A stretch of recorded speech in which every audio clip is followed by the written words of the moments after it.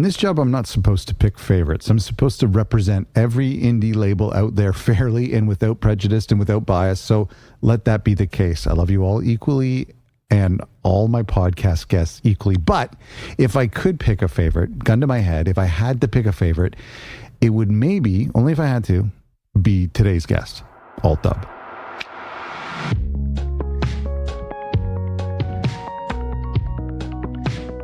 Hello and welcome to a new episode of Other Record Labels. I'm your host, Scott Orr, where we talk about the art and culture of running an independent record label. Today on the show is a new interview with a pretty new label, Alt Dub Records. They're a dub techno label based out of the UK, run by artist Fedderson, also known as Chris Kelly. Chris and I met on a clarity call a few months ago, and ever since I've been enamored by his work ethic, his humility, his passion for the genre and his artists and his releases, and mostly by his success in such a short period of time. It's just so exciting and fascinating to watch. This guy just keeps putting out records and people flock to his Bandcamp and they sell out in a few weeks or shorter. Why? Well, it could be the great branding. It is the great branding. It could be that the records are amazing. They are amazing. Maybe DJs are just really need a lot of new music all the time. But really, I think it's just because he's doing something right that his people are loving. Chris and I are working closely in a one-on-one coaching program that I'm doing this year with a handful of labels. And I've got to see firsthand what's going on behind the scenes. And I just really love Chris's passion. And I can't wait to see what he accomplishes. He's positioned to do something really amazing, I think. And we all have so much to learn from him in today's interview. He's only been doing this for a little under 2 years. I hope you enjoyed today's episode.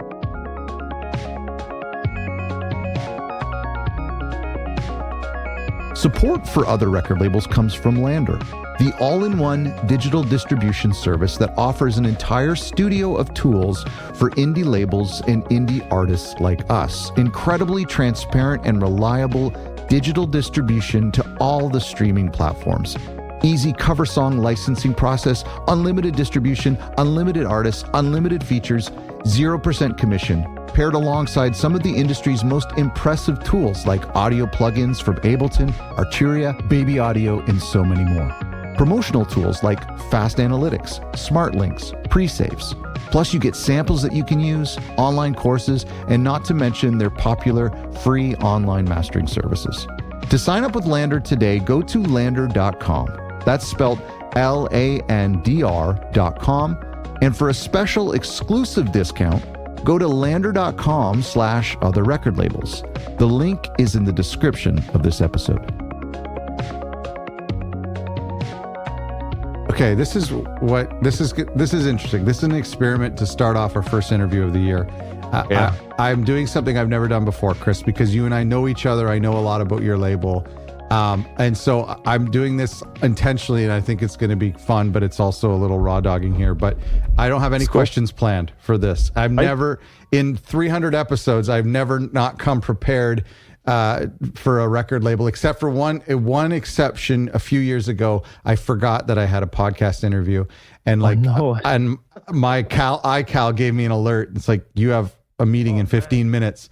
So I had to cram for an interview in 15 minutes. But today, I have no questions. I have no paper. I have no sheet. Okay. And I because there's a lot that I want to know and I want to share with the audience. There's a lot that I do know that I want you to share with the audience. But then there's also like more background to your story that I'm not too familiar with. So here's what I want to do. There's so much we're going to explore, but I want to go back to like the very beginning, and we'll talk about your genre shortly. But like, your musical journey, because for the listeners, Chris is an artist first and then label owner second or third or fourth or fifth. And so I want to know the music part. Like, what's your earliest memory of music and you hearing something and going, what is that? Yeah, good question. I mean, actually, I wasn't super young, but one of the first pieces of electronic music that I came across was when I was going through my brother's record collection when I was a kid, and I found this record called Trans-X, Living on Video. It's kind of bad, but really good. And I remember thinking, oh, that's cool. So what is this, you know? And I must have been like 9 or 10 or something. So it was before the kind of big electronic music wave hit the shores of the UK. You know, I was only 10. So But that was my first sort of interest in something that was electronic. And I'd heard Kraftwerk as well. I didn't really know anything about them, but I knew the sound was interesting. But I was only young, you know, I didn't really know very much.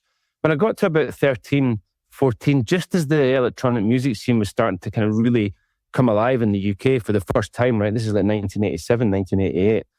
You know, I was into all kinds of stuff. I was into hip hop and like De La Soul, and I was into bands like Meat Beat Manifesto and Ices and Neubauten. It was really, really spread out, and it was a really fertile musical place to be at the time in the UK. And around about 1988, when I got towards 15 or something like that, that's when acid house and house music really hit the UK in a big way.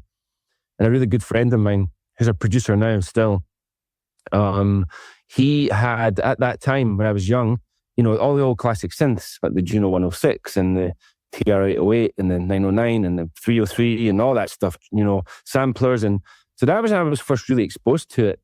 And I was like, man, I love this. And I always knew I was musical, but I didn't know about any of this stuff. I just know I liked the music, and it was new and it was raw and it was exciting. And I thought I'd love to do this, but I certainly didn't have any of that equipment.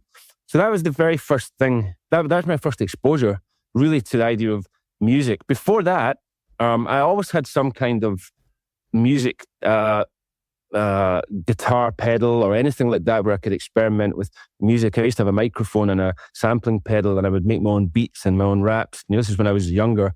So I always had that, and I had guitars, and there's a piano in the house. So I was always exposed to music that way, but not classically trained or anything, So when you go back to, well, first of all, do you remember, you talk about the Juno and the 808 and the 909, and like there was this era in like the mid 90s, late 90s where you could just find those in the dumpster. Yeah, I know. People didn't really want them. That's always been my dream. It's never happened to me. It's funny you say that. I've known people that it's happened to, and I've always had this dream that I'll come across like a car boot sale or some village sale, where someone doesn't have a clue what they're selling. I think I would offer them more money just to be morally correct, because I feel really bad about taking, something off somebody that's worth a fortune. But I've always dreamed of it coming across an old beat up synth or something. It's never happened though.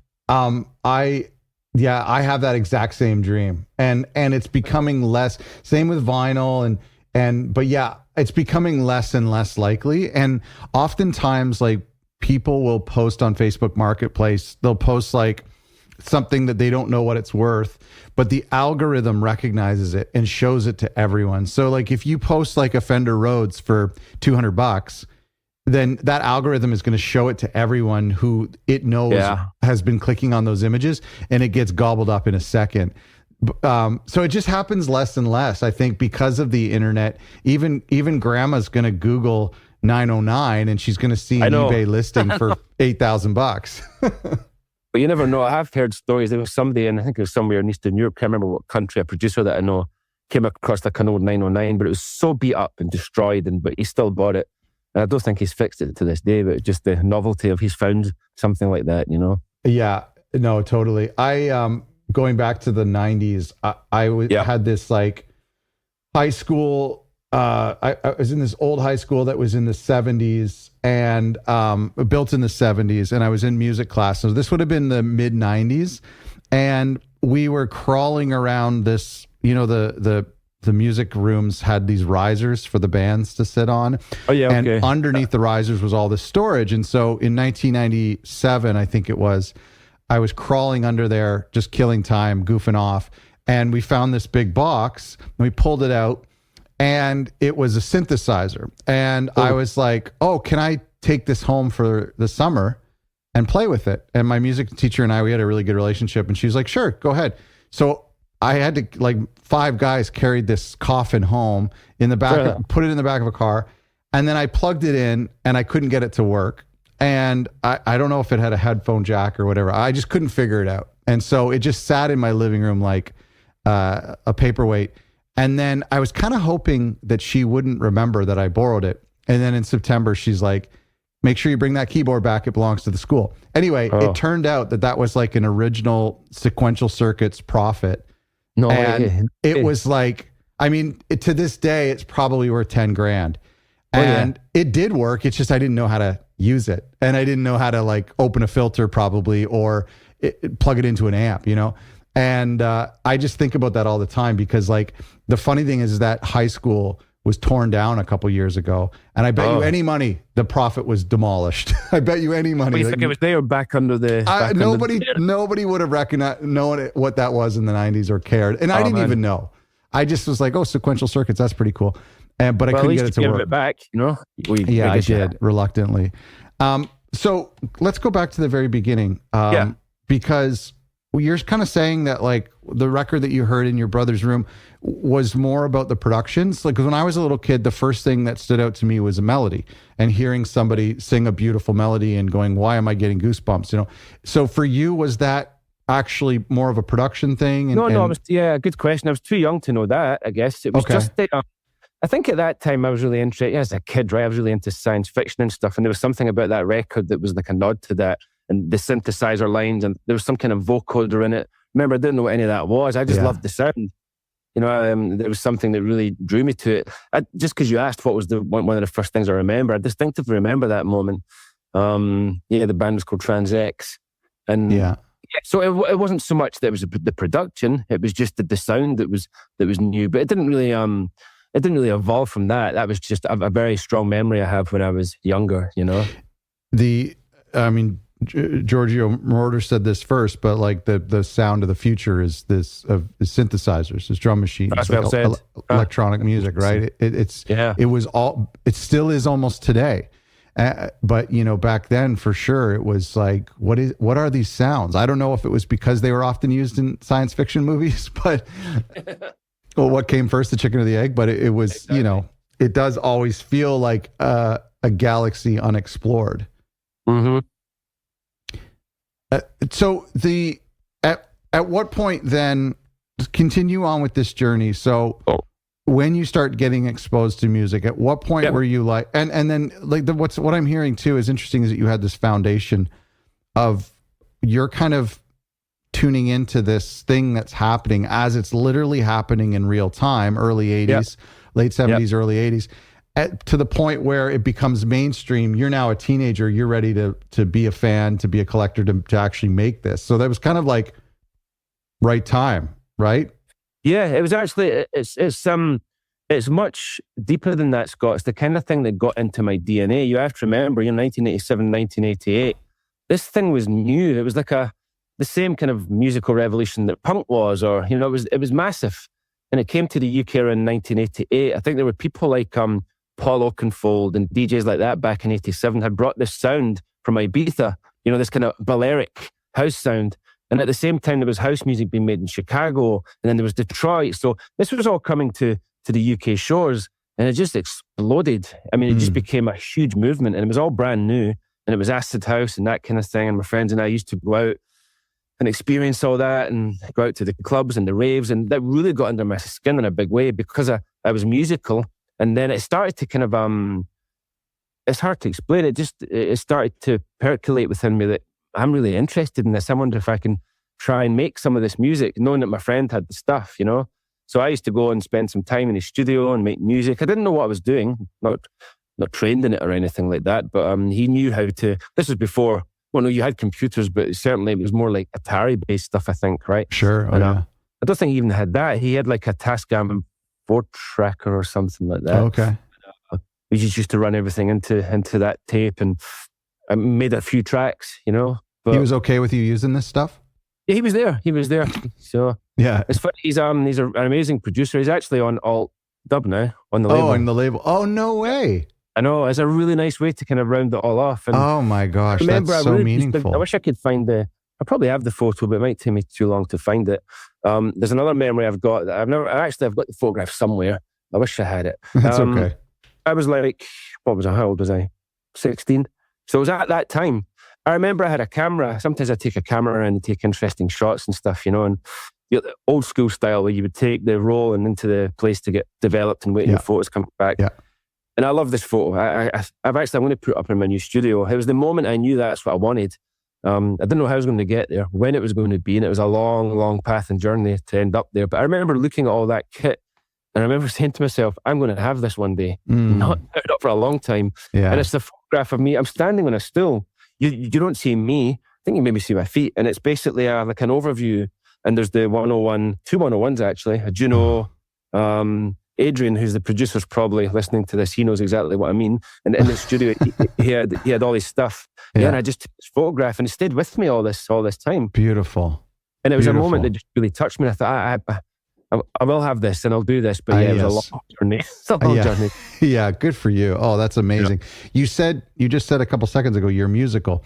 Do you come from a musical background? Have you ever done any training or do you have family members that are musicians? No, I mean, I was, not classically trained in any means. I mean, I have more recently during COVID, I finally learned to read music on classical guitar. It was something I always wanted to do. Cool. But never classically trained, just natural kind of ability to play instruments. I did, on a complete side note to the genre and the music I'm in, when I was living in the States, I've only recently moved back to the UK after 18 years in San Francisco. It's just so different to the music I do, Scott. I don't even know if you know this. Maybe you do, maybe you don't. But I was in a bluegrass band, a dive bar. I played the banjo. What? I didn't know this. You didn't know that? No, you play in America? Yeah, I was trained by one of the best banjo players in the world, Bill Evans. His name is one of the best, and he just happened to live not far from San Francisco. And I took lessons for 5 years and became a banjo player. So you must be a good banjo player. Oh, I can do it, but not like I used to. I used to practice for an hour every night for a long time. You don't play anymore? No, I mean, the banjo's in storage. I hope it's okay. It's a really beautiful banjo, but no, I was so consumed with the label and the genre and the music and everything that I'm doing. But we'll see. Wait. I'm not letting you get off on this. This is weird. Okay. What drew you to bluegrass? And you were playing bluegrass venues? I'll tell you, I've got an answer for you. So I'm from Scotland originally. Folk music's a big thing for me. I've always loved traditional music. So even Irish folk music, bands like the Dubliners or, bands like the Pogues, or I could go on and on. Folk music is something I've always loved, but especially traditional Scottish folk music, the fiddle, that kind of thing, right? And a lot of those roots you find in Appalachia, right? When the Scots immigrants came across, there's a connection there. And I feel it deeply in my soul when I hear that music. It's a really profound feeling, and I've always loved it. And that's probably why I did it. Played the banjo, but I think the epiphany moment I had was, I don't know if you or anyone in the audience knows the comedian Billy Connolly, a Scottish comedian. No. He used to play the banjo, and that was an inspiration to learn it, So, so does Steve Martin. I guess I haven't told you that before, have I? Have you, this seems like actually a classic 2000s trope of putting banjo into electronic music. I get asked all the time. Yeah, people do that. Done it. No, I don't like it. No, I haven't even tried it. People ask, and every time I think about it, it feels so wrong. It just feels like traditional music. It's like Cotton Eye Joe. Yeah, of course it's a solo. You can play it as a solo instrument, but it's really designed for collaboration. There's something really beautiful when you're with a group of musicians, and there's a moment in time where you're all in sync and you're all playing, and it just feels that there's a warmth to it. Do you know why I feel like there's a connection between banjo and electronic music? Is because the banjo is percussive arpeggios. And so it's very similar to boopa-dippa, boopa-dippa, boopa-dippa, like a synthesizer. Yeah. And they really, it just, to me, they do the same thing. And because it's so percussive, if you can play to the beat, it feels almost, I mean, we've probably heard Moogs that sound like a banjo, Yeah, some of the most magical music moments I've ever had are just weird moments where I've met somebody that happens to play, and we've jammed. There was one time I went for, this is what I miss about being across in the States. I went for a hike up a mountain once. It was really early in the morning. It's called Mount Tam up North California. And it was super early. And there was this hippie dude there in his van. And I just went, hi, how's it going? And I saw a fiddle. He had a fiddle by his side. I said, oh, hey, you played a fiddle? He went, yeah. And I said, oh, I played a banjo. He said, I've got a banjo. So 6:30 in the morning, we got some coffee and started jamming together. Oh, my gosh. Moments like that, I love. Chris, you have such a charmed life. I'm just giving you that. I'm just giving you the good ones. I know. I'm sorry but you have so many funny stories. You should write a book. Because I've been told that before. I've got some interesting epiphanies and anecdotes. Not epiphanies, sorry, interesting you're anecdotes. also, I've never met you in person, but you seem very friendly. Like if you're walking down the street, will you say hello to people as you pass them by? Like will you chat up the person at the grocery store, like at the checkout, or will you just keep your head down and pay for your things? I'm not like that. I'm good with where I've moved, Scott, Cornwall. It's a really beautiful part of the UK. And after being in California, remember I've come out of the matrix of Silicon Valley and San Francisco and all that stuff. And so there's a community sense here that I'm starting to really desire, and I'm really starting to notice how important it is. And I'm starting to speak to people. In San Francisco, not so much. It wasn't really like that. Of course, we had our friends and our groups, but you didn't walk past something and go, hey, morning, rainy day today. No, not like that. No. But here, there's a storm and I passed the guy in the street. It goes, stay safe, get back in. And it's that kind of thing. Oh, that's lovely. Yeah. Yeah, it's nice. Oh, that's cool. What was house music? What kind of people listened to house music in the late 80s? Like, were these, because I mean, at that time was the height of 80s pop. So the most cheesiest pop we had was there. So for the mainstream, you had like the height of that. And then you also had punk was happening as well, or maybe was on its way out at that point. And so like what type of people were the house music fans? Well, in the UK, maybe I don't know if you're thinking of like when you think of punk in the USA, I think more of like Black Flag, Henry Rollins, Dead Kennedys, the kind of post-punk sound of the sort of mid-late 80s. I can't really remember the exact time. Sure. Punk in the UK is like traditionally is 76, 77. Oh, okay. So that's the real punk in the UK when you think of like Malcolm McLaren and Vivienne Westwood and the Sex Pistols, and I mean the Sex Pistols were a lot more commercial, but there's plenty of other punk bands. But in terms of punk, that was the 70s. That was when I was a kid, right? I still remember punks walking about when I was young. But so the punk thing had gone. Okay. And then in terms of the 80s and the commercial sounds, when you get to about 87, 88, this is after the sort of synth wave, right? Human League and Soft Cell and Mark Almond and New Order and Joy Division and the list goes, there's so many in the UK at that time. That was the kind of synth-driven stuff. And some of it was amazing. Some of it was indie. Some of it was kind of commercial. But as you got to 88, kind of split into like, there was the underground acid house sound, right? And then there was the really manicured, polished sound of like Stock Aitken Waterman, right? I don't know if you know who they are. They were a duo of producers a trio, Stock Aitken Waterman trio of producers in the UK around about 88. They were doing a lot of chart-based music like Kylie Minogue and Jason Donovan and, squeaky clean pop. But behind it, was you could see the electronic, synth production, right? So that was that group, the kind of charts, if you will. And then there was us, there was the acid house crew and stuff like that, right? Yeah. And was it popular amongst college kids, high schoolers? College, like high schoolers. No, like I was seen in my class. I used to hang about with guys that were a little older than me. I was seen as more of like, not in a bad way. I had tons of friends and everything, but I was more like the punk dude, It wasn't punk, It was acid house, but I had like long, longish hair and tie-dyed t-shirts. And so it's kind of seen as the outsiders music because you weren't following mainstream culture, right?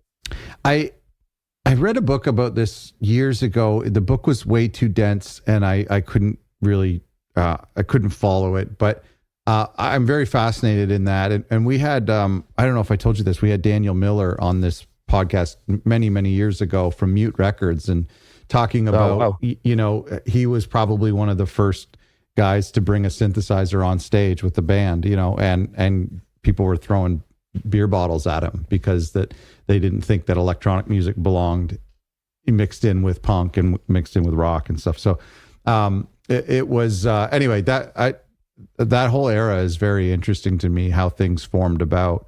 So you're making this music then with your friend and you're recording it. You're basically just imitating. You don't have a musical background, so you're just imitating the artists and albums you idolize, right? Yeah, I think it was bigger than that. And as I said earlier, kind of that sound got under my skin, and I was playing it all the time. And we all were. We were exposed to it at a really young age, and we were out listening to it. And then that really had an effect on me. And so I knew that there was a way, and I actually had another friend a couple of years after that had an Amiga, and he got me into kind of understanding the idea of sequencing way back then. And I still didn't really know what I was doing, but tried to kind of mimic the sounds I was hearing. Yeah. I mean, I don't have a musical background, but I've always had music in my life, right? So Sure. that was there. And this was just a new mode of expression musically.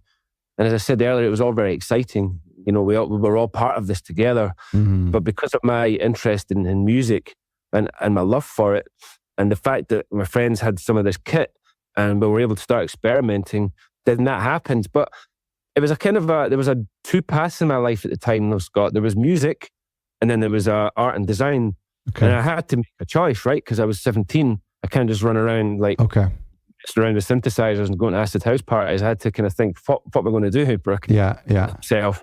And so the music was there, but when I was 18, I went off to design college, art school, to do graphic design, visual communication.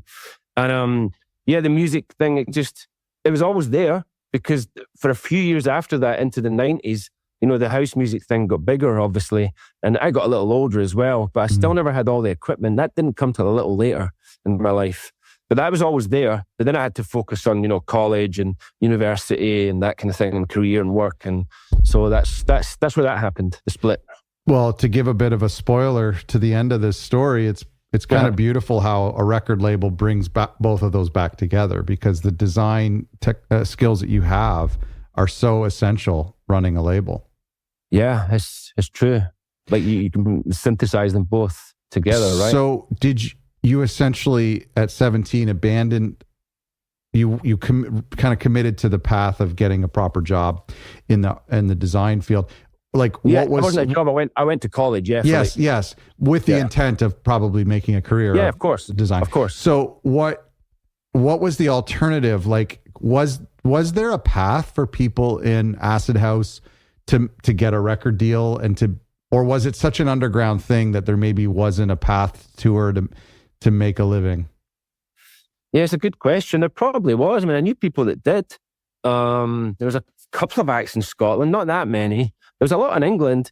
I mean, after the acid house thing, we're now moving into 1990, right? So there's a lot of these called rave acts, and they started getting really popular. Sure. And one of them, I'll tell you their name in a minute. They just started with one guy in a bedroom with some synthesizers in England around about 1990. And they did very, very early rave music. We've now transitioned from acid house into rave. So it's getting a little bit more populist in terms of music, right? And the sound started to evolve and change a little bit.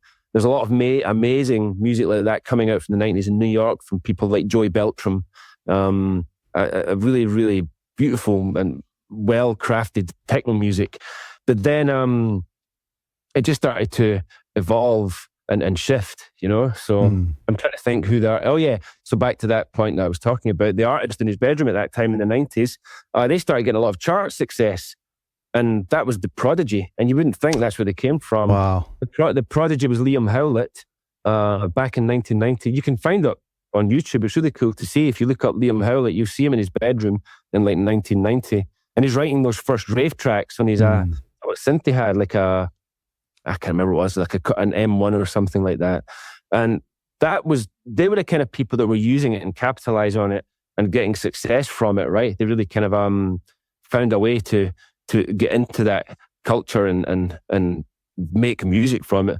But yeah, I didn't do that, and I didn't really know that too many people that did, and up where I was in Scotland. It reminds me of Richard Russell wrote a book a couple of years ago about the history of XL recordings. You should add that to your read list. It's beautiful. Yeah. And funny you say that. Talks a bit about Prodigy. XL was huge. That was a big label for me. I was a vinyl collector back then. My friends had mixing decks and stuff, and we were all into vinyl. That's the reason I'm doing this, I think, is because of my love for it. But yeah, back then, XL Records, I used to collect a lot of those, actually. In a way, the branding of your label kind of draws inspiration, I think, from that classic 12-inch absolutely. X. Absolutely. Yeah. Absolutely. That's awesome. Yeah, you should. I have a copy of that book. I can send it to you, or you can grab a copy. Amazing. But it's so interesting to me. Dance music I have such a weird relationship with dance music because I was just a teenager, and by the time that it came on my radar, I was living in a country town in Canada. So there was like no cultural things happening. Yeah. And so basically by the time dance music came onto my radar in the early 90s, it was just every song you knew had a dance mix version. It was like, there would be like late night radio programs of like dance music. Parents were afraid of it. Like it was like, it was you'd almost get in trouble for listening to it because of like the news was carrying all these stories about what happens at rave parties, right? And when was this? What year are you talking about? Like I'm thinking maybe like 93, 94, 95. Okay. Yeah. And that's kind of like when, you know, like the news would run stories about how these like illegal raves were happening with drugs and sex and so like when you would hear dance music, it was just kind of like that was like sinful music, you know. That was like there's something in it, it's almost like what would happen with like metal or you know hardcore music too, that they would associate that with like Marilyn Manson and Satanism and stuff. But like I just remember dance music coming up out of nowhere, infiltrating things, but it was always done, like in my exposure to it was always just cheesy. You know, people would just try to put a beat behind a song that was already popular. That was my exposure to mainstream dance. It was so bad. It's interesting. You know, I'm not saying, I mean, a lot of people I knew over in the States, in San Francisco, a lot of them weren't really into the music I'm into, very few actually. There was a small community, but friends and people I worked with, they all said, I think across in the States, even though it came from the States originally, like Chicago and Detroit, right? Yeah, house music, and techno music, it began there. It was born in those places and then came across to the UK way back whenever it was. But yeah, the origin is very bizarre because I associate it more with, you know, with Germany and Moog and UK and like I just think when I think of electronic music today, I think of Europe. And but you're right. I mean, like Warehouse is from Detroit, right? The original Warehouse, is that Detroit or Chicago? I'm not sure. Just I'm talking about the kind of the sound of Detroit. No, at that time, this was Detroit like techno for sure. Yeah, it came across to the UK. But yeah, to my point I was about to make was a lot of people I knew across in the States, they referenced the music I did as EDM, and that's not really a term that's used in the UK. It never was. Right. And so in the UK, it's called the electronic dance music. And you think of those artists like deadmau5 and other people, and I'm not sure EDM now. But when I tell people they're not into the sound I'm in, they say, "Oh, so you do EDM music?" And to make it easy, I just say, "Yeah," because otherwise I've got to specify the genre, and they're like, "What? What?" Do you know a deadmau5 lives near me? No way, lives really? Like 20 minutes away. Yeah, he's got a studio and a farm, kind of like off of the beaten path. No. I worked with a studio owner that knew him. I've always wanted to go visit his studio, but he doesn't really seem very accessible. His modular stuff's insane. Yeah, it's pretty cool. Well, that leads me to the question about dance music, house music, EDM. I guess a similar analogy would be rock music. How you say, if I play rock music, that could be Southern rock. It could be heavy. It could be metal, I suppose. It could be classic rock. It could be alternative. It could be grunge alternative, or it could be it could be pop punk. It could be lo-fi, that kind of stuff. Bedroom rock. I've never really understood house dance. When I hear something, I love tropical house. That's a big thing for me. I don't know what makes something tropical house. I don't know. I think I like house music. I don't know. Nobody says anything about dance music anymore because that's silly, because nobody really dances to it. There's I feel like electronic music, because I love synthesizers. I love modular synths, drum machines. There's just so much to this space. And then of course there's actually like a lot of electronic music that doesn't have any beats at all, that's super ambient. So as a tourist, I'm trying to not sound like an old idiot. I just find this entire electronic music space to be so intimidating, and I just don't know what to call what. And when I met you, it's dub techno. That's something we haven't even talked about. I know. Yeah, there's so many genres, right? I mean, electronic music is huge, right? I mean, if I go back to when I was younger, it was nowhere near as big as it is now. And there's so many artists doing some amazing work, and whether it's experimental or whether it's more commercial or it's somewhere in between, whatever it is, it's just an amazing place for musical expression. And I'm always surprised when I come across new musicians, which is all the time, that sounds amazing. I've never heard anything like that before. There's certainly a lot of, I think personally, still a lot of originality out there with people that are really pushing boundaries musically. You know, I'm always finding that. But yeah, it's huge, isn't it? It's hard to say it's a genre now. There's just everything's affected by it in some way or another. You know.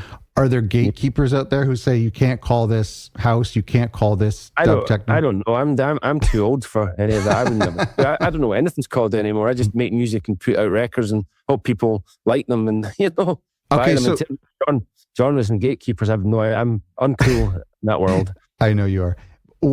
But at the same time, you've really latched onto this dub techno. So can you kind of explain that? Yeah. Oh yeah, that's a big thing to me. So.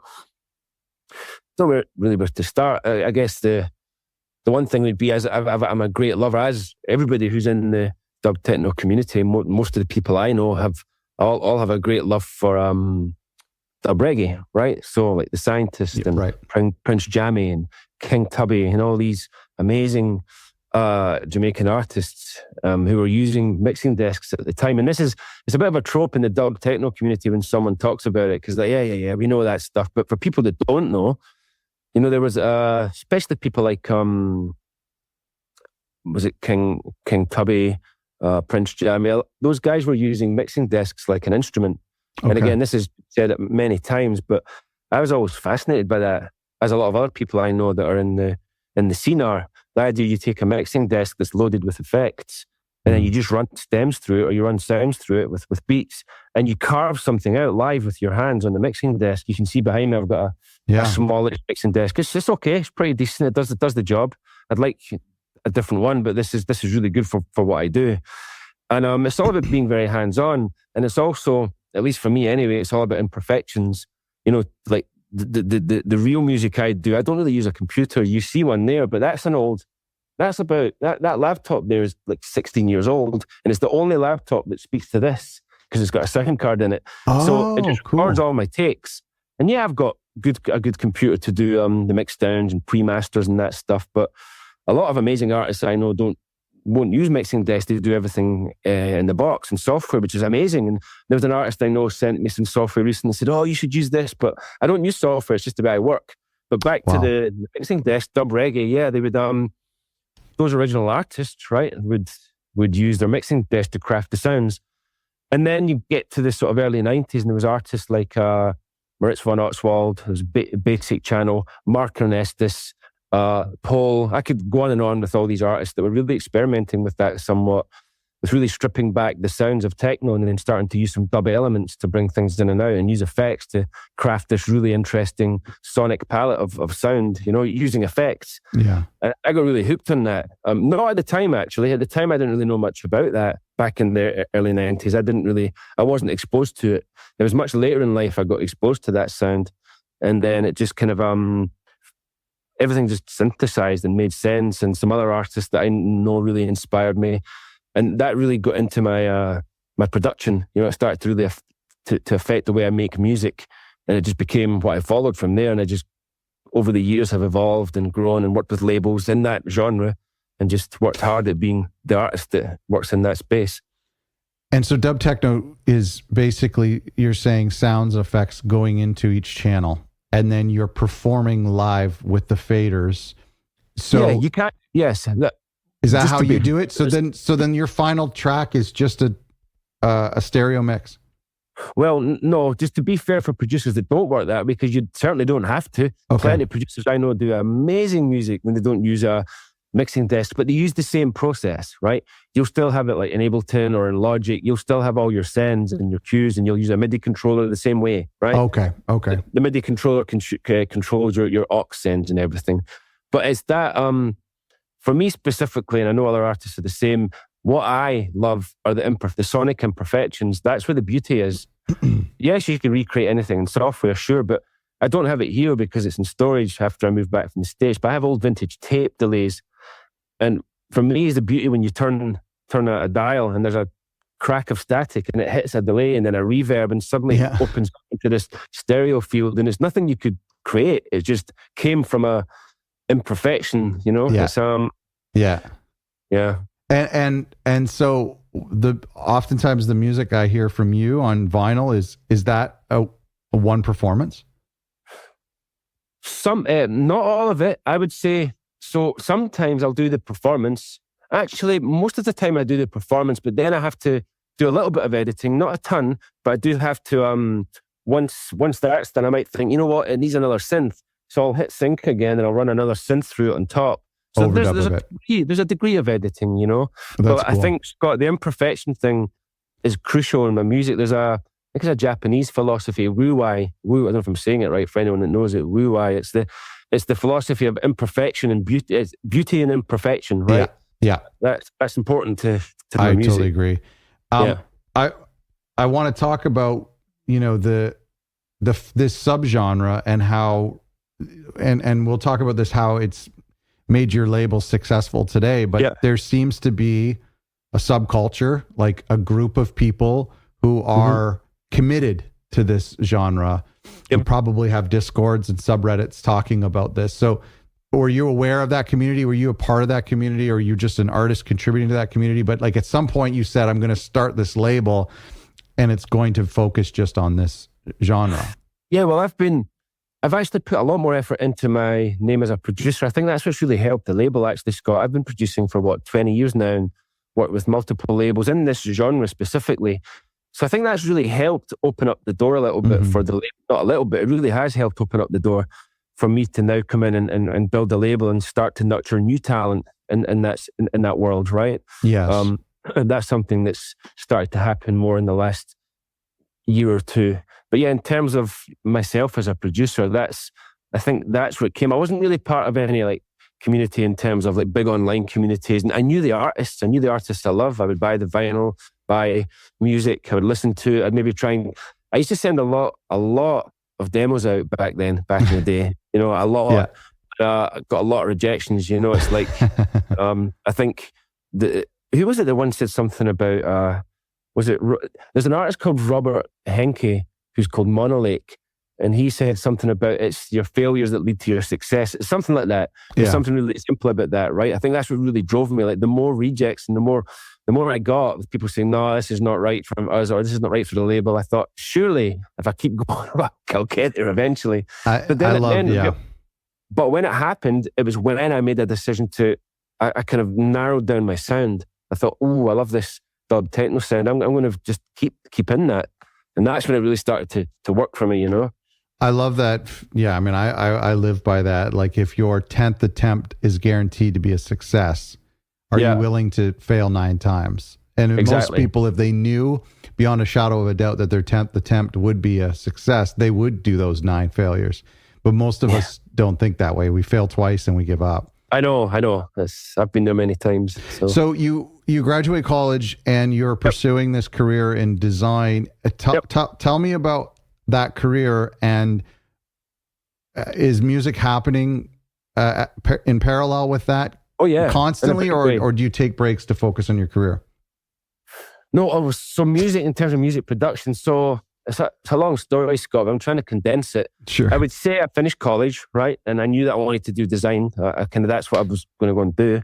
And so I moved to London, and I actually I studied for an extra year while I was doing work as well. I did a master's in design, visual communication. And then that's when I started to think I want to be a record cover designer. Not a lot of money in it at the time. But that's what I started to do. And I had a small... Was Hypnosis still around by then, or by the 90s, or were they maybe gone? No, I think they were before my time. But this was a really burgeoning scene, a really, really strong scene at the time in London. there's a lot of design companies that were working in music that had a massive effect on me. I don't know if anyone who's listening will know any of these, but there was design companies like Tomato who ended up they were also part of a band called Underworld. And there's a lot of graphic design companies at that time that were really creating this new visual language that was becoming really strong with music and design. And it was a really interesting time to be in London. And so I started working, and I worked in a record company, Polydor Records. I was a record cover designer. And oh my gosh, I didn't know that about you. What? I didn't know that about you. Yeah, this is way back in time. And then, I started to really focus on that as a career, being a designer. But it starts to evolve from there. And I don't want to bore everyone with details of that. That's amazing. I did an interview years ago with Bill Smith, who did... He did Kate Bush's album cover, the most popular one. I'm trying to find out. He did Genesis Abacab as well, which I've always been a huge fan of. I love that. I mean, I love that. I'm trying to think of what his agency was called, but I had no idea that you did that career. That's pretty cool. Yeah, I mean, that's where it started, really. That was one of my first jobs. I remember one of the earliest jobs was, it was around about the year 1999, 2000. That was Polydor Records, and that was designing record covers they had signed bands like No Doubt, Gwen Stefani's No Doubt. So I used to do all their like campaigns and design all the stuff, it was interesting. Did you enjoy that? Yeah, I loved it, Yeah. I mean, it was the kind of work at that time. It was, on Mac computers, and you would just sit and work and design and do album covers and CD covers and that kind of thing, way before digital, right? What was that in? Was that actually, like it was CDs? Were you doing like PageMaker or like? No. At that time, it would have been early Adobe Illustrator and that kind of stuff. Okay. And that's what I had learned to do it. And so I've just thought about actually probably it was CDs, Yeah, it wasn't vinyl. Yeah, it wasn't vinyl. And so you're doing this. So you're essentially staying in the music industry, and so you're continuing. Kind of. And it's the day job is creative. I mean, whether you're in the music industry or you're in another tech industry. Sometimes it was, and there was other. It was always in the creative field, but sometimes there was more creativity and sometimes less, depending on who I was working for. Right. That's a good point. Yeah. And so then, were you happy with continuing to be a producer and work on tracks on the side? Was it always just a side thing to the career? No, I didn't have anything at that time. I always wanted to, but when I got to London for the first couple of years, I think I had I actually distinctly remember. I remember when software started to really become a thing, and there might be people that are listening to this that know other pieces of software, but I was exposed to the first pieces of music software, and I thought, oh man, this is going to change everything. I thought people are not going to need hardware anymore. It was called Rebirth, and it was by Reason. I don't know if you know that. Yeah, Rebirth, Reason. And that was like a 303, a 909, and an 808 in software. And you could do all kinds of stuff with it. And I used to have a dictaphone. This was so analog and so, it sounds so old, but I didn't have money for tons of expensive gear. So I had a dictaphone, and I would record stuff on this Rebirth on my computer and then record it on the dictaphone so I could have a sketch, Oh, wow. And I would build that up. But then I thought, right, it's time. I need to go and buy something. And I went and got myself I don't remember exactly, I think it was a Korg sampler. I don't remember which one. And a keyboard, and some speakers, and a couple of other things. And that's where then it began, right? Then it began. What year was that approximately? Yeah, 2001. 2001, yeah. That's when that was okay, but that was still concurrent, Scott. That never ever became a career. That's when it always started to become like that, right? Music and then design, right? So you had experimented with your friend's equipment in the late 80s, early 90s? 1980, I'm trying to, I actually had a picture there for you. Yeah. It was 1988, yeah. So you went 12 or 13 years from that an early experimenting to when you actually started making your own music. That's a good question. I think you went the whole 90s focusing on your design career. You experimented making music on your friend's stuff, but it wasn't until 10, 12 years later. I would say so. There was moments I got pulled into it, but it never happened. I always wanted it to. For some reason, I mean, if you look back to the 90s, Chris, like recording wasn't accessible, No, that's a good point. It wasn't accessible. That's a really good point. One thing I did used to do, actually, it's funny, I think about it now. I've not thought about this for years, Scott. It's funny you're asking these questions, bringing up memories. In London, there was an amazing music shop. I don't remember the name of it, but they used to have tons of synths. And obviously I had a love for synths, but I didn't have any. I used to go in there at the weekends, just on my own. I would go in and I would get the headphones and I would just spend like 2 or 3 hours in the store just on the synths. Yeah. And this is the photo for anyone that wants to see it. That was the photo I took when I was like 16, 15. That's so cool. Yeah. I mean, podcast listeners won't be able to see that, but it's exactly what you would imagine an early 90s recording studio. Like, that's an album cover, Chris. You should do that as an album cover. I know, sometime. I thought about that. Yeah. I thought about that. I would have to ask Adrian, the guy. Oh, it's so cool. It's so cool. Yeah. I mean, like, how many of those studios too were just emptied out and thrown in the trash, like. No, but what you said was a really good point. I've not really thought about it. I don't think about it as much like that. But yeah, it wasn't accessible, was it? It was it's expensive, right? Well, in 2001, you're talking about most people at that point had a Pentium PC, or they had, I think the colorful MacBooks were out, or not MacBooks, the iMacs were maybe out by then. Well, yeah, I think everyone, yeah. I think you might be right. Yeah. So like all of a sudden now, like creative stuff. I grew up on Cool Edit Pro, which was like a 4-track digital recorder that eventually got bought out by Adobe and became Adobe Audition. But it was like the first time it was like a Tascam 4-track recorder, but for your computer. And I just remember, early 2000s, that's when you could record into a computer and save it as an MP3. And so it felt like, and then the explosion of sound cards and by 2010, everybody had a home studio. But home studio, yeah. That the 2000s was just a kind of before that, no matter how passionate you were, you would only dream about working in a recording studio. Yeah, and there were a few people at that time, including the guy that owned the stuff there, that went to sound school and did a degree in sound design. I think he went to a place called SAE. I think there's a few of them in the UK, and actually studied, sound design and that kind of thing. So certainly people I knew took that path, right? Yeah. And there's 2 or 3 producers that are really successful, or at least they were back then. And I think they took that as a path, right? I just diverged and took a different one. So you say whatever you want to say. You don't have to get too personal, but how did you move to, what brought you to America, and tell me a little bit about developing your profile as a producer. Yeah. So 2009, I was asked to come across to the States. Was it 2009? That long ago? Across to California to work. That's the reason I came across, right? Pulled across there. And that was working in video content creation and design. That's what I did for a long, long time.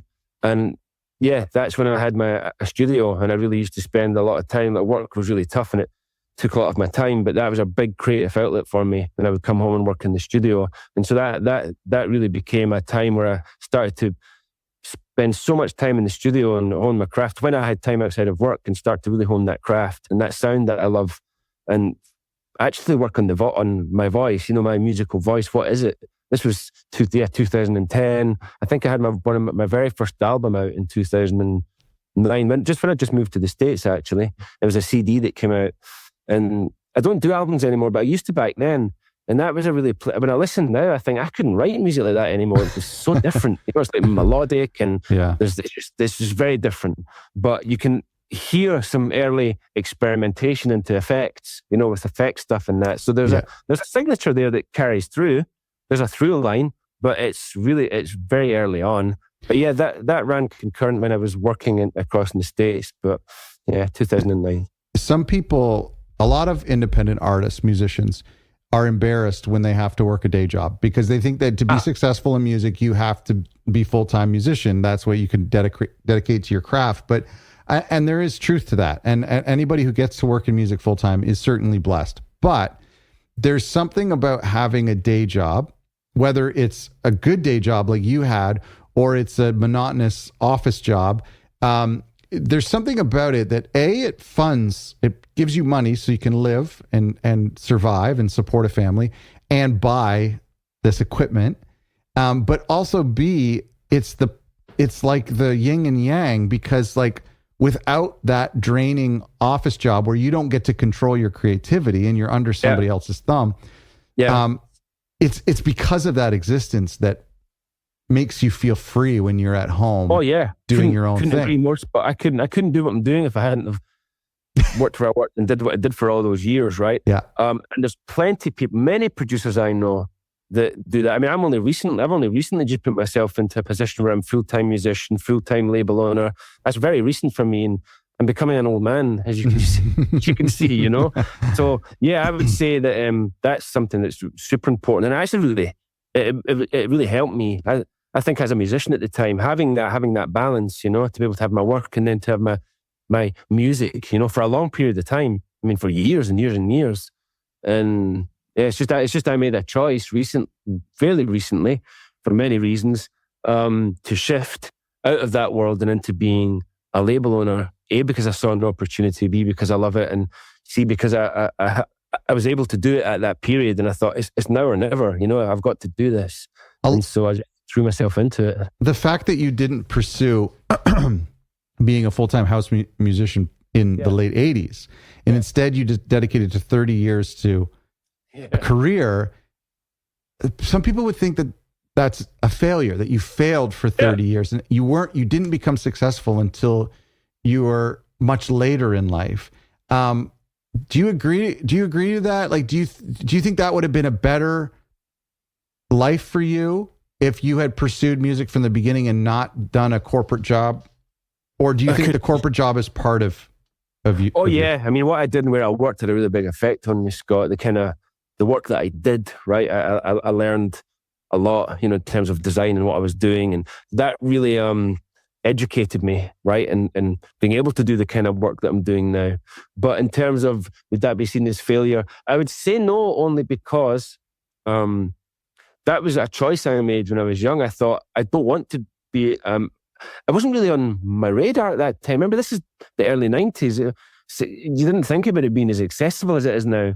You know, it's a career path in a big way, and in many ways for people now, whatever they choose to do. But at that time, it wasn't. And I just thought, I also had a love for design and art. And that even going back to being really young at school, I remember saying, that's what I want to do. I didn't say I want to be a musician. I said, I want to go and do design and go to the design school, you know.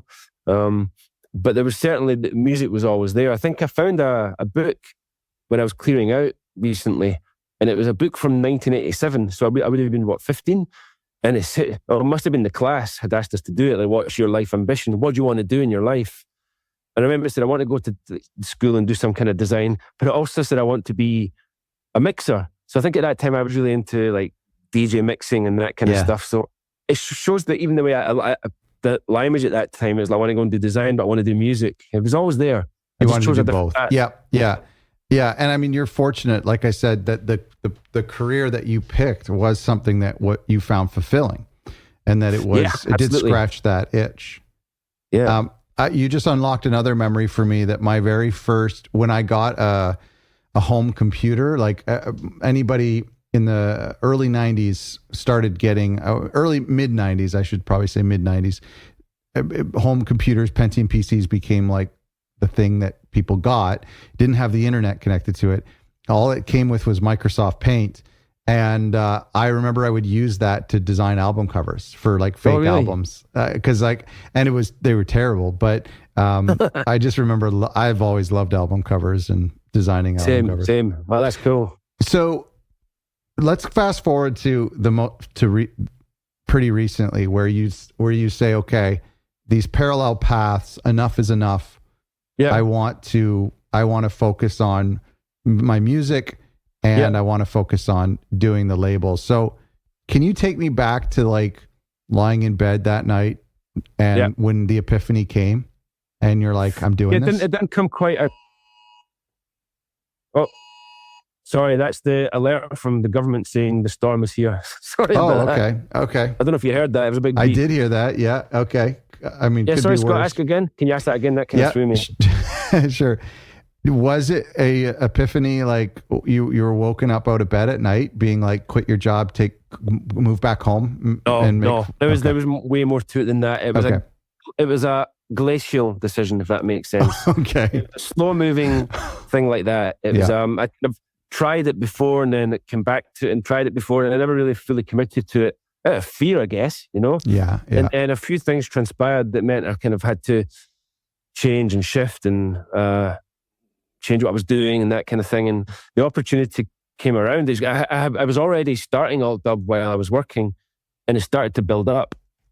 And I knew with my years as a producer, it just kind of dawned on me. It's like, hang on, why? And it wasn't in one day, it was over some time. I thought I could make this work. Because number one, I love it and I care about it. And also it's a way to, I don't know how this sounds to you, but it's a way to give back to the world in a way. Like I'm really passionate about building the community around this and bringing young artists and nurturing new talent and being a place for that. That's super important to me, Scott. And I originally started Alt Dub because I was doing, my own music with somebody else, like a collaboration, because I've released in tons of labels across mostly Europe and vinyl, but I thought that's a great place for collaboration. But it's just growing. And now it's this platform, and I'm getting new artists coming on board, and I'm really, really into that. I think to myself, if I was 20 and I had music, I would love a label to actually spend some time and listen and consider releasing it. I've just signed a couple of young guys actually who are amazingly talented, only in their 20 or something. But it's like, it's a chance, for them to grow as well. So it's a community-based thing. It's bigger than just me putting music out there that I like. It's actually trying to build a roster of really talented producers, up and coming and stuff like that. So the listeners don't know this, but I know this, that you've since have a half a dozen releases and you've been doing this for a little over a year and the releases are selling well. They're selling out. You have a diehard fan base and you have a lot of potential. The listeners don't know that yet. They will when they look you up. But did you have any evidence that this was going to work when you decided to quit and make your first record? No, I think I read somewhere. It's like, let's see if I can phrase this right. It was something along the lines of, how was this phrased? It was just finding what are you passionate? What's your job in the world with a capital J, right? I mean, what is it really that I'm here to do? Obviously, I have to kind of make money to live a life, right? But at the same time, is there something I can do that I truly love that I'm giving back to the world in some way? Yeah. What could that be? And I knew that the label had already started. I didn't see it as started to move into a place that could be what I would do full time, right? And it's still a place where there's a lot of fear involved in it, and just thinking, wow, this is happening and it's running, and I'm responsible for this, Yeah. But I think it's something that I knew that it's what I wanted to do, but I kept it kind of open, and that if it works, it works. If it doesn't, it doesn't. I'm just putting one foot in front of the other and just slowly moving forward. And if people are coming along, and people like yourself, Scott, that helps me, and other people that are helping this move along, I think having that support around really helps me to have the confidence that it's going in the right direction. Do you know what I mean? When was your first release? When did that happen? My first release for the label. What was Alt Dub 001? Oh, what was it? What was the release? Yeah, and like when did it come out? 2024. I can't remember exactly when, but okay, that would have been that's when I first thought, right, I'm doing it. I'm going to do my first release, and I had a really good idea of the branding. I actually spent a good couple of months, 2 or 3 months before it, experimenting with what is the visual image of this before doing the label.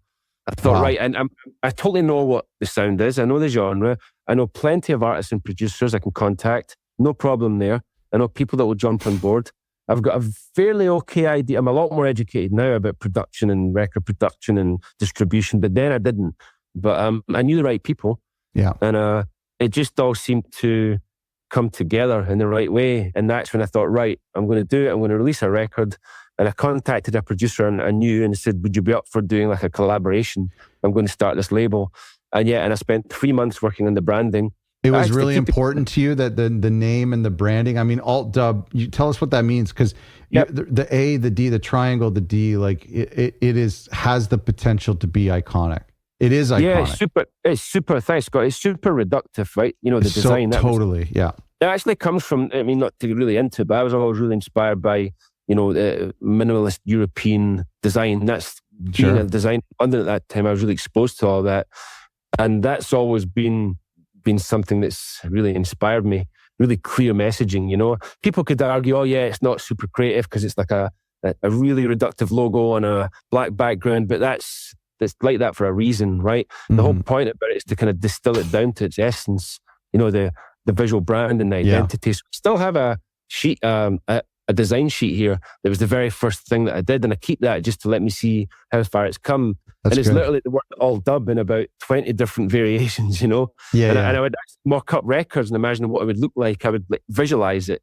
And so alt dub means it's alternative dub. The idea being that, it's from the genre of dub techno, but, you know, can I maybe push against the edges? And there's other people doing that now as well. But if that's the genre, like what just exists just without it? You know, there's possibly a band that I'm going to be working with and this amazing singer and things like that are just starting to push the boundaries a little bit. So when I started the label, I wanted that to be the case, alternative dub music. It's still the dub. Yeah. The alt gives you permission to maybe, move outside the boundaries. It deflects a little, you know. And so alternative alt dub, you know. Is this branding just important to you as someone with a history of design? Or is it important to the genre and to the fans of the genre? It's actually, I would say the visual design is really important. It's just, there's the music for sure, but the design of it is part of it's the whole brand and the identity, not just the music, but the way it looks. But is that important to the fan base? Oh, to the fan base? Yeah.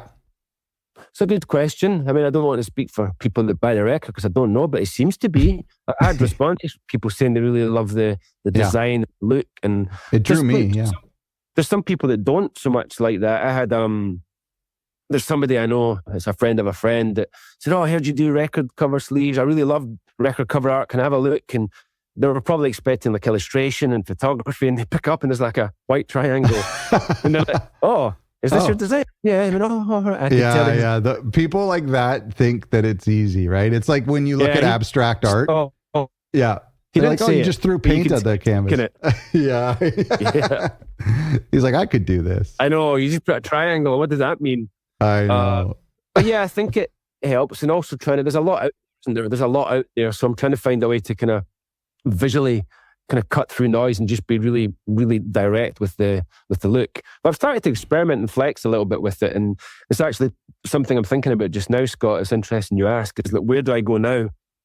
I set that up as a core identity, with the idea being that it's flexible and then I can do really interesting things with it. So I'm now at a point on heading into the 6th release for alt dub. It's like, okay, what's next? You know, where can I visually take it? It needs to like expand a little bit like the music is. So we'll see. I know a label that does like kind of like design in seasons where like it's almost like year one, this is the design. And then year two, all of the releases that come out that year have just like their own little variation. So it's almost like you know what season it comes from.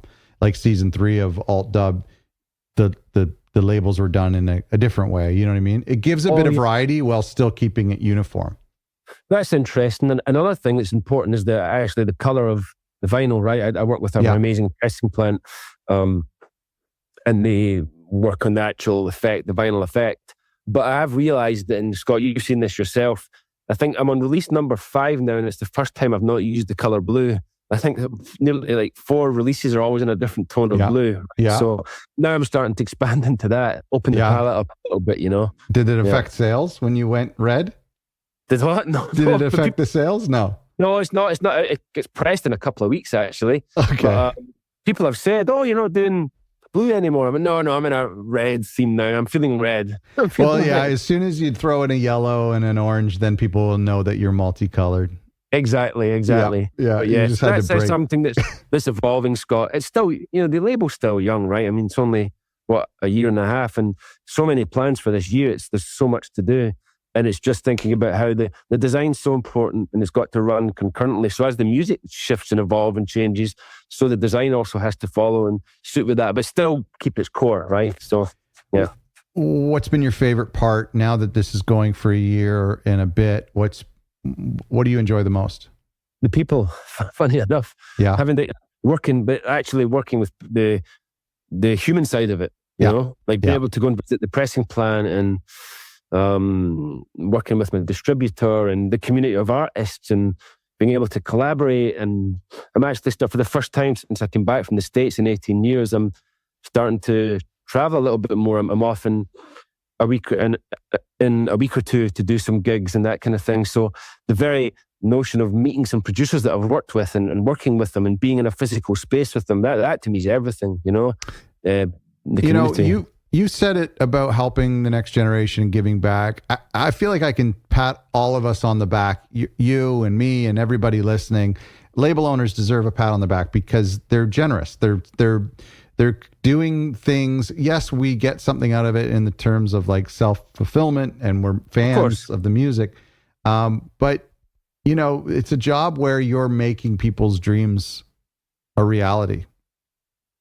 And I think that's really cool. And in some cases, it's young artists who are being given an opportunity that you and I weren't given. Yeah. Other times, it's artists who are more established that maybe don't need us, but still, you're still serving these artists. And I just think that's such a cool thing. Yeah, I agree, Scott. And there's all of us that do that. It's the same thing, isn't it? I mean, it's funny because I started the label thinking, yeah, great. So I definitely want to work with other artists, but I can start putting my own music out now. But I'm still doing that a little bit, but it's less important to me, you know. It's I still produce and I still work with plenty of other labels, but now I see it as this is an opportunity. I can really, you know, work with these people and building a really great label, you know.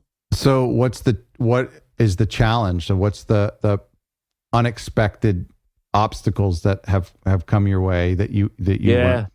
The biggest one is the impatience that I'm feeling. It's like I've got so many ideas. I've got so many records lined up, and I'm being told by some people at my distributor and other folks to kind of just pull back a little bit. And it's this desire to just put stuff out there. And I can't move fast enough because, you know, average lead time, at least where I am and what I'm doing, of a vinyl production, once it's mastered and all that's around about 8 weeks, right? And the time you get the files off to mastering and then the record back in your hand, 8 to 9 to 10 weeks, depending. And I've just got so many records lined up and people I want to work with. And I'm finding that hard. It's like, what's that phrase? Ars longa vita brevis. Art is long, life is short. It's like there's so much to do, but so little time, you know, and that's kind of what I feel like I'm doing at the minute. I feel really impatient. I just want to get stuck there. It's an interesting feeling because there's just a fine balance, right? There's a perfect tension because actually I applaud you. And I do think that more artists and labels need to be prolific. We have a society, a culture that kind of has an insatiable appetite for content and entertainment. And aside from vinyl, with digital, there's like an infinite amount of albums that I can add to my digital library, you know, without it costing me any extra money. And so in a way, I can handle 10 new releases a week, you know, to consume. As a consumer, I'm always listening to music. So there's like a good argument for being more prolific, but then, you know, there's the push and pull of, of lead times. There is the fact that when you're doing vinyl, there's only so much money that your fans can spend in a year on you. And so, you know, the quote that I always love is the Buddha's quote of the sitar strings, where too tight and it pops, too loose and it doesn't make a sound, but the perfect tension, it makes a beautiful sound. And so that to me is like where we're kind of aiming with your label is like, let's not slow down just because that's what business tells you to do. Yeah. But at the same time, you shouldn't like burn yourself out, burn your fans out. So sure, there is that perfect tension. I know, and I'm not there yet. I'm just I'm trying to get it. It's to your point about being saturated with content. I mean, we've been that way as a world for a few years, quite a few years now. There was he died a few years ago, a great musician artist called Andy Weatherall from the UK that a lot of listeners might know. And he talked about it, we live in a world that's the tyranny of choice, right? You're just, it's tyrannical, you're overwhelmed. And what's nice about, for me anyway, and I think for you, Scott, and other people that are label owners, and it's like with AI looming and coming and changing, it's like, I love it. It's this antidote to that. It's like, okay, it's a record. I'm holding it in my hand. It's real. It's physical, Yeah. Not typing in to bring it to life. It's actually been sent in the post to me with a stamp, right? Well, the thing I love about labels as curators is, like, for me as a music fan, even though I will check out I'll check out so many different releases and old records and blah, blah, blah. But ultimately, there's a few labels that I subscribe to that when they come out with a new record once a month or once every 2 months or once every 3 months, I'm there, I'm listening to it, I'm adding it to my library, I'm perhaps purchasing it. So I think like every diehard music fan can probably have 5 or 6 labels that they subscribe to and support and buy at least one record from each year. That seems reasonable. And so, like, for the labels out there, you don't really need to reach the wide audience. You just need probably a couple hundred people that have you in their top 5. Yeah, exactly. And I mean, when it comes to the vinyl, Scott, I mean, the runs I'm doing, they're small compared to some of the bigger players in the industry, and outside. I'm doing 300, maybe up to, and as we move forward this year, probably a bit more for like inventory and stuff like that. But it's still small runs, right? 300 to 500, but they sell.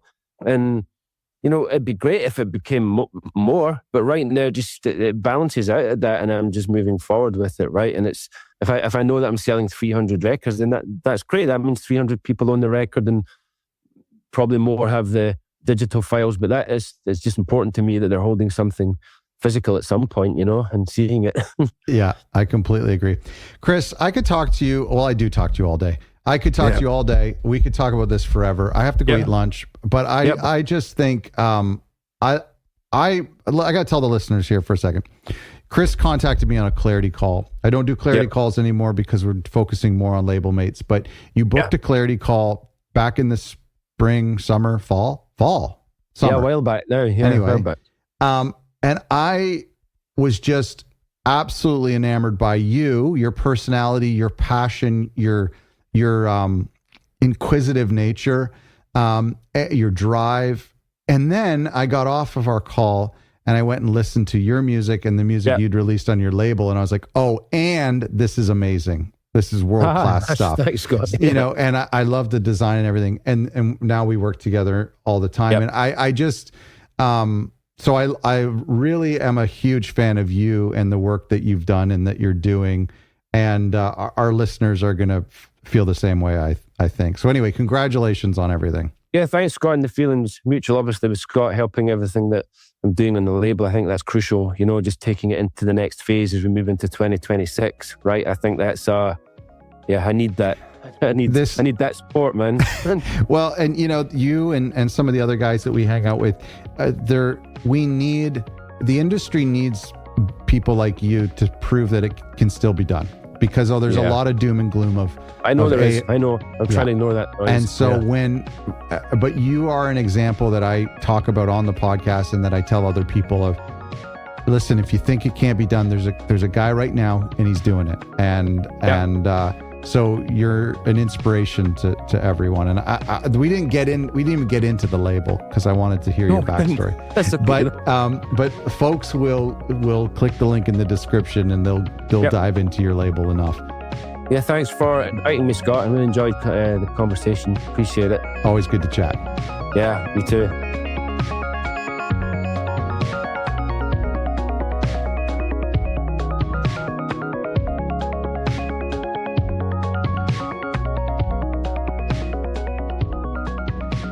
To check out AltDub, go to altdub.bandcamp.com. You could also go to altdub.com. That's spelled ALTDUB.